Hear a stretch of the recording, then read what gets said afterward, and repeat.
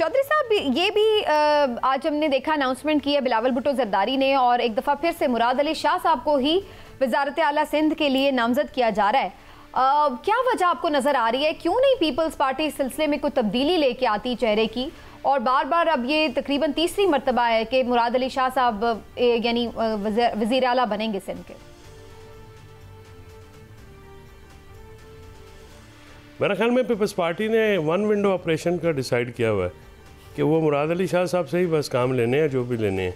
और peoples party में कोई जो वो जरदारी साहब की चॉइस हैं, और इस बार तो अदी जो हैं वो फरियाल जो उनकी हमशीरा हैं वो भी उम्मीदवार थी, लेकिन उनको भी अब लगता है कि जो है मौका नहीं दिया जा रहा, और मुराद अली शाह साहब के सर पे ही इक़्तिदार का हुमा बैठेगा सिंध में। और इसकी कोई ख़ास वजह नहीं है, इसकी वजह सिर्फ वह है कि जरदारी के वो ट्रस्ट में हैं और जरदारी साहब जो हैं उन पर बहुत ट्रस्ट करते हैं, और इसकी कोई और ख़ास वजह नहीं है। जब तक उनको आसिफ जरदारी साहब का ट्रस्ट हासिल रहेगा वो सिंध में अपने मामला चलाते रहेंगे। उसके अलावा पीपल्स पार्टी में जो हैं बहुत काबिल लोग बिल्कुल हैं, सिंध में भी हैं और अदरवाइज़ भी हैं, लेकिन एक यहाँ पे फैमिली डायनेस्टी चलती है, वहाँ पे भी फैमिली डायनेस्टी है, जो भी किंग पॉन होगा वो ही लगेगा। लेकिन वैसे ये भी एक सवाल है, जिस तरह मरियम नवाज साहिबा को एक वजारत आला दी जा रही है पीएमएलएन की तरफ से, और उसके बाद जाहिर है अल्टीमेटली वो पीएमएलएन की भी कैंडिडेट हो सकती है आने वाले दौर में, अभी तो उनका सियासी करियर का सफ़र जारी रहेगा। तो बिलावल भुट्टो जरदारी के लिए जरदारी साहब ये क्यों नहीं सोचा उन्होंने कि उन्हें भी एक सूबे की जो है वो चीफ मिनिस्टर से काम का आगाज़ करवाया जाए, इस तरह एक एक्सपीरियंस भी हो जाए और फिर आगे चल के भले वो पीएम के भी उम्मीदवार बने?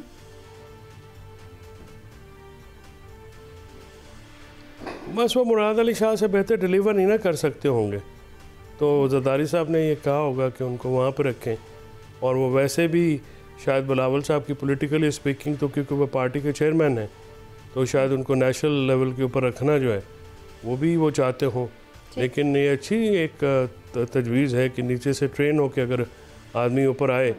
तो डेफिनेटली वो ज़्यादा चांसेस होते हैं कि वो डिलीवर कर सकें। लेकिन माज़रत के साथ जो शहबाज शरीफ साहब एज ए वज़ीर-ए-आज़म तो बुरी तरह नाकाम हुए, तो फिर पता ये चला कि ये जो ट्रेनिंग वाली बात है, ये सलाहियत जो है ये खुदादाद ही होती है। चौधरी साहब, ये मखसूस नशिस्तें हासिल करने के लिए सुन्नी इत्तेहाद काउंसिल का अपने ऊपर लेबल लगवाया पाकिस्तान तहरीक इंसाफ ने, लेकिन वो तो अभी भी उन्हें अलॉट नहीं हुई, तो अब क्या वजह बन गई है, क्यों नहीं उन्हें नशिस्तें अलॉट हुई?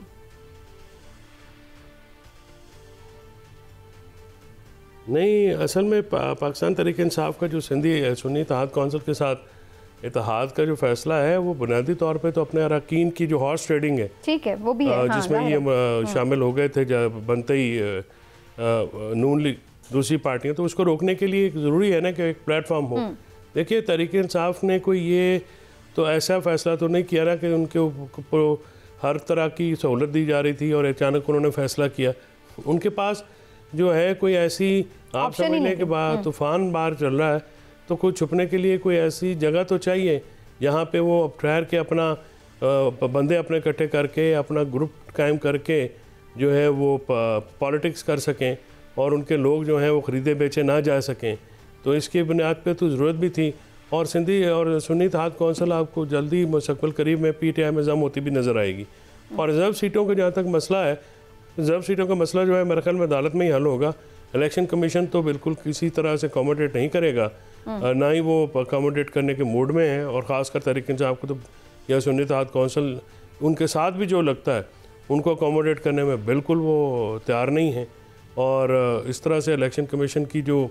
वन साइडेड जो कॉम्प्रोमाइजिंग किस्म की अप्रोच है वो जो है सब बड़ी ऑब्वियस है। और उसके बाद अब देखते हैं तो अदालतों में कौन सा इंसाफ का धारा बह रहा है, जो है वो हल होएगा या नहीं होगा। बहरे वैसे अनफॉर्चुनेट बात है ना जी कि अगर अदालतों में भी नहीं हो रहा काम तो फिर देखिए मसला ये है कि एक बात हम सबको ये समझ लेनी चाहिए, चाहे हम किसी भी पार्टी से कोई हमदर्दियाँ रखता हो, किसी भी जमात से, किसी भी शख्सियत, और इसीलिए डेमोक्रेसी में अवाम के मैंडेट की बड़ी अहमियत होती है। अनफॉर्चुनेटली हमारे मुल्क में इस इलेक्शन में तो ख़ासकर अवाम के मैंडेट की जो है वो बिल्कुल धज्जियाँ उड़ा दी गई हैं। तो इसके नताइज बिल्कुल ठीक है, लेकिन अब ये साबित कैसे होगा, ये एक बड़ा सवाल है। साबिक कमिश्नर रावलपिंडी ने कुछ इंकशाफात किए थे, लेकिन बाद में इन्हें अपना बयान भी बदल लिया, और अब जो इस सिलसिले में इंक्वायरी कमेटी बनाई थी उसकी भी रिपोर्ट सामने आई है, तो उसमें भी ये कहा गया है कि ये सारे इल्जामात गलत थे। चौधरी साहब, ये जो खत लिखने का मामला है इसके ऊपर बहुत तनकीद हो रही है कि ये एक दफ़ा फिर से PTI का गलत फैसला है, लेकिन वो ये कहते हैं कि ये हम क्या करें, हम ये नहीं कह रहे कि ना दें कर्ज, हम तो ये कह रहे हैं कि आप इसको मशरूत करें कि धांधली की तहकीकात हों और फिर जो है चीज़ें आगे बढ़ें। तो अब उन्होंने किस तरह प्रेशर बढ़ाना तो है, बैरिस्टर गौर साहब कहते हैं कि प्रेशर तो हम ज़ाहिर दबाव तो बढ़ाएंगे ना, तो वो क्या उनके पास है, इसको किस तरह दिफा किया जा सकता है इस मामले का? देखिए, मेरा ख्याल में जो ये IMF के साथ या दूसरे जो इंटरनेशनल मालियाती इदारे हैं, इनके साथ इस तरह की एंगेजमेंट किसी भी पॉलिटिकल पार्टी को नहीं करनी चाहिए। और पॉलिटिकल पार्टीज़ को जो अपने एंडेवर्स हैं उनको पाकिस्तानी निज़ाम के अंदर रहते हुए करने चाहिए,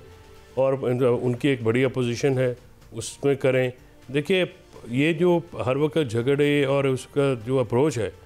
ये कोई बेनिफिशियल नहीं होगी। मैं उम्मीद करता हूँ कि अली ज़फ़र के साहब के आने के बाद ये मामला ज़रा बेहतर तरीके की तरफ जाएंगे, क्योंकि वो एक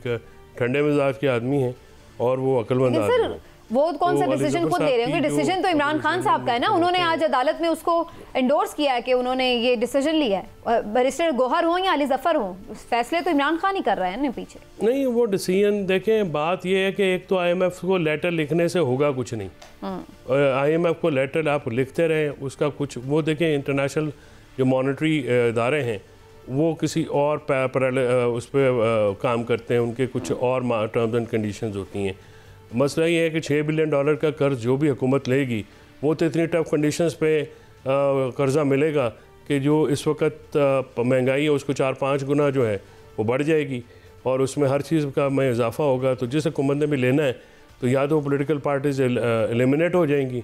पॉलिटिक्स से, जिस तरह से पहले ये लास्ट इलेक्शन में अवाम ने तो वोट दे के साबित कर दिया है। ठीक, चौधरी साहब, आपकी क्या ओपिनियन है इस बारे में? जो आगाज़ है मरियम नवाज साहिबा की एक नई सियासी इनिंग्स का, उसको आप कैसे देखते हैं? एक जानिब धांधली का शोर है, दूसरी जानिब पुलिस और एहतजाज ना करने देना, ऑपोजिशन ये क्लेम करती है कि उन्हें स्प्रेस किया हुआ है। कल रात हमने देखा कि इमरान रियाज को गिरफ्तार कर लिया गया, और भी सहाफ़ी कुछ ऐसी खबरें देते हैं कि उनके ऊपर प्रेशर्स हैं। तो ये सारे माहौल के अंदर मरियम नवाज साहिबा अगर वज़ीर आला बनने जा रही हैं तो ये क्या उनकी कामयाबी है, और क्या इसके आप आगे का जो एक ट्रैक है उनका वो कैसे एक्सपेक्ट करते हैं उसको? देखिए, इसमें मरियम नवाज साहिबा की जो मेरिट है, मेरिट तो उनका यही है कि वो नवाज शरीफ साहब की बेटी हैं। उसके अलावा ना तो हमने उनका कोई पॉलिटिकल विजन देखा है, ना ही पॉलिटिकल काबिलियत देखी है कि जो उस पर हम ये कह सकें कि उनका एक बहुत विजन था, या वो मोहतरमा बेनज़ीर भुट्टो की तरह एक विजनरी लीडर थी, या उनको पॉलिटिक्स की समझ है। उनकी जो पॉलिटिक्स की जो हिस्ट्री है उसकी भी ज़्यादा उनको नहीं है मलका उसके ऊपर, ना ही उनका मुताला वसी है। वो उनकी जो टीम है, अगर आप मरियम औरंगज़ेब को राइट साइड पर बिठा के असम्बली में जाएंगी, जिन्होंने कुछ ही दिन पहले कहा कि उनका सर कलम कर देना चाहिए, तो इस किस्म की जो उनकी एडवाइजरीज़ हैं उनसे ही आपको अंदाज़ा हो जाना चाहिए कि ये पंजाब में जो है ये एक बहुत ही एक भयानक किस्म का जो है वो दौर का आगाज़ होने वाला है, जिस पे बहुत ज़्यादा इंतज़ामी मशीनरी जो है वो इस्तेमाल की जाएगी। आज देखिए ना, अगर तो कोई खुशाइंद मैसेज देना भी था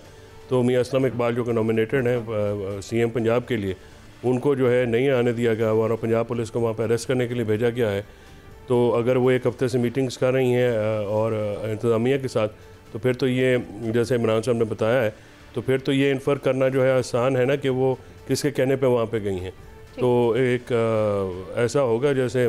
रणजीत सिंह के बाद हुमायूं जिंदा का दौर जो है इंतज़ाम आएगा, इसमें बहुत ज़्यादा सियासी इंतकाम। चलिए, आपका तो कोई ज़्यादा पॉजिटिव नहीं है एक्सपेक्टेशन।